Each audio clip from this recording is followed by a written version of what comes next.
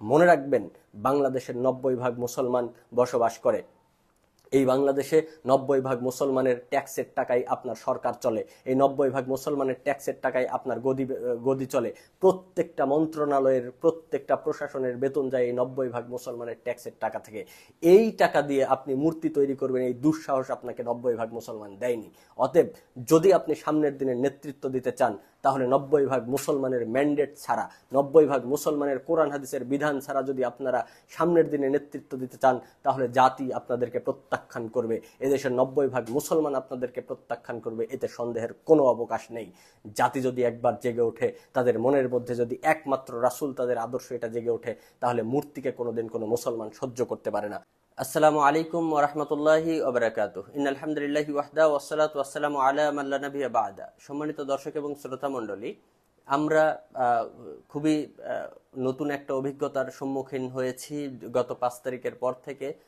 যখন বাংলাদেশের সদ্য সাবেক প্রধানমন্ত্রী পদত্যাগ করলেন, তারপরেই আমরা দেখতে পেলাম যে বঙ্গবন্ধু শেখ মুজিবুর রহমানের মূর্তি কিভাবে ভেঙে তছনছ করে দেওয়া হয়েছে, সাথে সাথে তার মূর্তির উপরে মাথার উপরে উঠে কিভাবে পেশাব করে দেওয়া হয়েছে ইত্যাদি থেকে আমরা দেখতে পেয়েছি। আসলে এই মূর্তির সাথে ইসলামের সম্পর্ক কিরকম? মূর্তির সাথে কি আদৌ ইসলামের কোনো সম্পর্ক রয়েছে? আর সাথে সাথে বাংলাদেশের 90% মুসলমানের দেশে মূর্তি কতটা চলতে পারে, বা রাজনৈতিক যে দলগুলো রয়েছে সেই দলের পরবর্তী নেতা যারা আসতেছে তাদের জন্য মূর্তি সামনে কিরকম হতে পারে, সেগুলো নিয়ে আমি আপনাদের সম্মুখে সংক্ষেপে কিছু আলোচনা করার চেষ্টা করব ইনশাআল্লাহ। তার আগে আমি আপনাদেরকে বলতে চাচ্ছি যে আমরা বর্তমানে আমাদের এই জাকারিয়া হোসাইন চ্যানেল থেকে বিভিন্ন বিষয়, ইসলামিক বিভিন্ন বিষয় নিয়ে আপনাদের সম্মুখে আলোচনা করছি। সাথে সাথে বর্তমান বাংলাদেশ, আন্তর্জাতিক বিষয় এবং আইন বিষয় নিয়ে আপনাদের সম্মুখে আলোচনা করার চেষ্টা করব ইনশাআল্লাহ। আপনারা আমাদের পাশে থাকবেন এবং সাথে সাথে আমাদেরকে পরামর্শ দিবেন যে আমরা কিভাবে আরো ইসলামের দাওয়াতি কাজে আরো বেশি ডেভেলপ করতে পারি। এই বিষয়ে পরামর্শ আপনাদের কাছে একান্ত কাম্য। সাথে সাথে আপনাদের সম্মুখে বলতে চাই, ছবি মূর্তি ইসলাম কখনোই সমর্থন করে না। আবু হুরায়রা আব্দুল্লাহ ইবনে মাসউদ রাদিয়াল্লাহু তাআলা আনহু হতে বর্ণিত, সামি'তুন নবী সাল্লাল্লাহু আলাইহি ওয়াসাল্লাম, তিনি বলছেন, আমি নবী করিম সাল্লাল্লাহু আলাইহি ওয়াসাল্লামের কাছ থেকে শুনেছি যে ইয়াকুলু, তিনি বলেছেন, ইন্না আশাদ্দুন নাসি আযাবান ইনদাল্লাহ, নিশ্চয় সবচেয়ে বেশি শাস্তিপ্রাপ্ত ব্যক্তি হবে আল্লাহর নিকট থেকে ওই ব্যক্তি, যে ব্যক্তি ইয়াউমাল কিয়ামা, কিয়ামতের দিনে ওই ব্যক্তি সবচেয়ে বেশি শাস্তিপ্রাপ্ত ব্যক্তি হবে যে ব্যক্তি আল মুসাব্বিরুন, মূর্তি তৈরি করবে। যে ব্যক্তি মূর্তি তৈরি করবে সেই ব্যক্তির শাস্তি কিয়ামতের দিন সবচেয়ে বেশি হবে। আরো একটি হাদিস শুনে আসি, সেটি হচ্ছে রাসূল সাল্লাল্লাহু আলাইহি ওয়াসাল্লাম বলছেন, লা তাদখুলুল মালাইকাতু বাইতান ফিহি কলবুন ওয়ালা তাসাবির, অর্থাৎ ওই বাড়িতে ফেরেশতা প্রবেশ করে না যেই বাড়িতে কুকুর থাকে এবং ছবি মূর্তি থাকে। আল্লাহ নবী মুহাম্মদ সাল্লাল্লাহু আলাইহি ওয়াসাল্লাম আলী রাদিয়াল্লাহু তাআলা আনহুকে খুবই স্পষ্টভাবে বলেছিলেন যে আলী, তুমি কোনো মূর্তিকে ছাড়বে না, সব মূর্তিকে ভেঙে খান খান করে দিবে। কোনো উঁচু কবরকে ছেড়ে দিবে না, যেখানেই উঁচু কবর দেখবে সেই উঁচু কবরকে ভেঙে তছনছ করে দিবে। আল্লাহ নবী মুহাম্মদ সাল্লাল্লাহু আলাইহি ওয়াসাল্লাম তরতাজা যুবক আলী রাদিয়াল্লাহু তাআলা আনহুকে নির্দেশ করেছিলেন যে যেখানেই ছবি মূর্তি পাবে সেই ছবি মূর্তি ভেঙে খান খান করে দিবে, তছনছ করে দিবে। ইসলামের সাথে মূর্তির শত্রুতা সেই সূচনা লগ্ন থেকে। ইসলাম তথা মুসলমান কখনো মূর্তিকে সহ্য করতে পারে না। মূর্তি এবং ইসলাম পরস্পরের মধ্যে কখনোই বন্ধুত্বপূর্ণ সম্পর্ক ছিল না। পুরোপুরি রাসূল সাল্লাল্লাহু আলাইহি ওয়াসাল্লাম যেই মূর্তি ভেঙেছেন, কাবা ঘরের 360টি মূর্তি, আল্লাহ নবী মুহাম্মদ সাল্লাল্লাহু আলাইহি ওয়াসাল্লাম একটি একটি করে মূর্তি ভাঙছিলেন এবং বলছিলেন, ওয়াকুল জাল হক ওয়া যাহাকাল বাতিল ইন্নাল বাতিলা কানা যাহুকা, সত্য এসেছে, মিথ্যা দূরীভূত হয়েছে, নিশ্চয়ই মিথ্যা চিরদিনের জন্যই মিথ্যা, বাতিল সবসময় বাতিল। হযরত ইব্রাহিম আলাইহিস সালাম মূর্তি ভাঙার কারণে তাকে আগুনে নিক্ষেপ করা হয়েছিল, পরিশেষে তিনি আল্লাহর উপর ভরসা করেই সফলতা অর্জন করেছিলেন।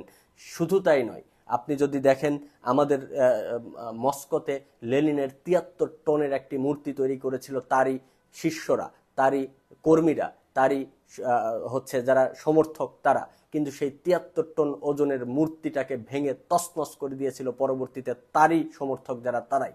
শুধু কি তাই, চীনের শহর পিকিংয়ে মাও সেতুংয়ের যেই মূর্তি রয়েছে সেই মূর্তিকে ভেঙে খান খান করে দেওয়া হয়েছিল।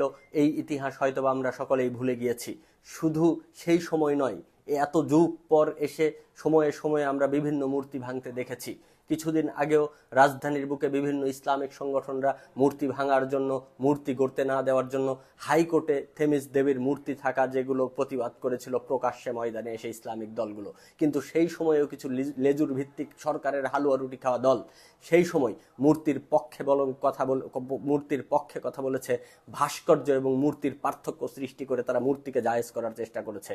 এই সকল হালুয়া রুটি খাওয়ার যেই হুজুররা রয়েছে, এই হুজুরদের ছাত্রদের সামনে ক্লাস নিতে যখন তারা বসে তখন তাদের লজ্জা করে না?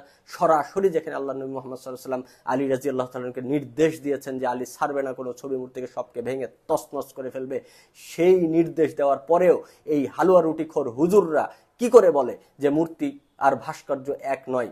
আল্লাহ নবী মুহাম্মদ সাল্লাল্লাহু আলাইহি ওয়াসাল্লাম যেখানে মূর্তিকে মুসলমানদের শত্রু হিসাবে পরিগণিত করেছেন, সেখানে এই হুজুররা কি করে বলতে বাধ্য হয় সরকারের ছত্রছায়া থেকে যে মূর্তি তৈরি করা জায়েজ রয়েছে বা মূর্তি এবং ভাস্কর্যের ভিন্নতা প্রকাশ করে মানুষের সামনে?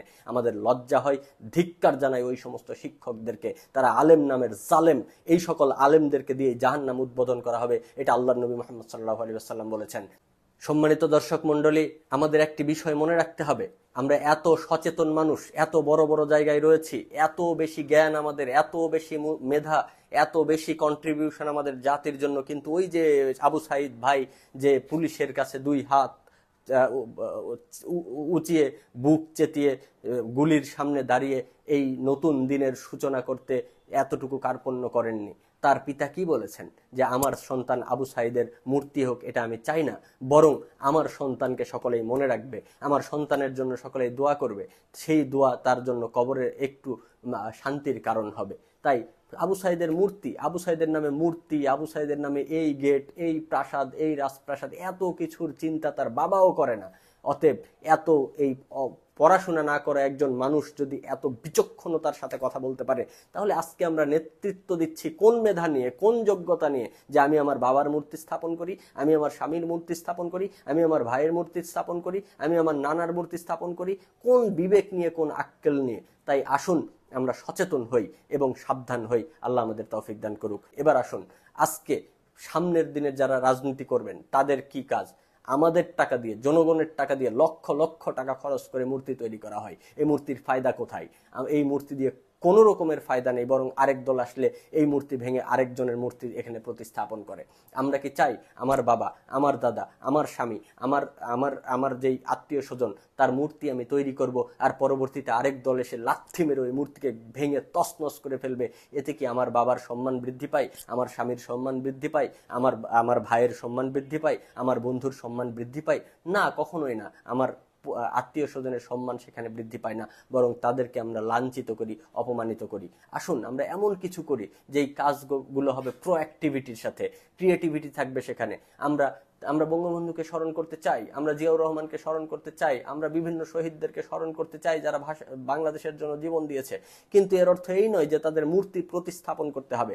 আজকে নতুন আরেকটি দল আসবে, আসার পরে তারা আবার জনগণের সামনে এসে অত্যাচার করবে, নির্যাতন করবে, নিপীড়ন করবে, তারা মূর্তি স্থাপন করবে নিজের আত্মীয় স্বজনের, পরবর্তীতে আবার 5 বছর 10 বছর পর আরেও একটি দল এসে তাদেরকেও লাথি মেরে তাদের মূর্তি ভেঙে ফেলবে। অতএব পরবর্তীতে যারা রয়েছেন তারা একটু সাবধান থাকুন। মনে রাখবেন, বাংলাদেশের 90% মুসলমান বসবাস করে।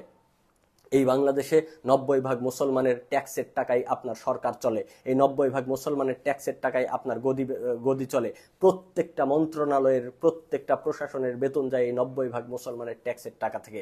এই টাকা দিয়ে আপনি মূর্তি তৈরি করবেন, এই দুঃসাহস আপনাকে 90% মুসলমান দেয়নি। অতএব যদি আপনি সামনের দিনে নেতৃত্ব দিতে চান, তাহলে 90% মুসলমানের ম্যান্ডেট ছাড়া, 90% মুসলমানের কোরআন হাদিসের বিধান ছাড়া যদি আপনারা সামনের দিনে নেতৃত্ব দিতে চান, তাহলে জাতি আপনাদেরকে প্রত্যাখ্যান করবে, এদেশের 90% মুসলমান আপনাদেরকে প্রত্যাখ্যান করবে, এতে সন্দেহের কোনো অবকাশ নেই। জাতি যদি একবার জেগে ওঠে, তাদের মনের মধ্যে যদি একমাত্র রাসূল তাদের আদর্শ এটা জেগে ওঠে, তাহলে মূর্তিকে কোনোদিন কোনো মুসলমান সহ্য করতে পারে না, অসম্ভব। আর শেষে আমি এসে বলতে চাই যে আমাদের যারা শিক্ষক রয়েছে, আমাদের যারা আলেম সমাজ রয়েছে, আমাদের যারা সচেতন নাগরিক রয়েছে, তারা যেন কোশ্চিনকালেও জীবনে এক বিন্দু রক্ত থাকতে তারা মূর্তিকে সাপোর্ট না করে। কুলিন্না সলাতি ও নুসুকি ও মাহিয়াইয়া ও মামাতি লিল্লাহি রাব্বিল আলামিন। আমাদের জীবন, আমাদের মরণ সবকিছু আল্লাহর জন্য। আমরা একবারও চিন্তা করি না যে আমরা মৃত্যুবরণ করব, একবারও চিন্তা করি না আমরা জেল খাটতে হবে, আমরা জুলুমের ভয় করি না।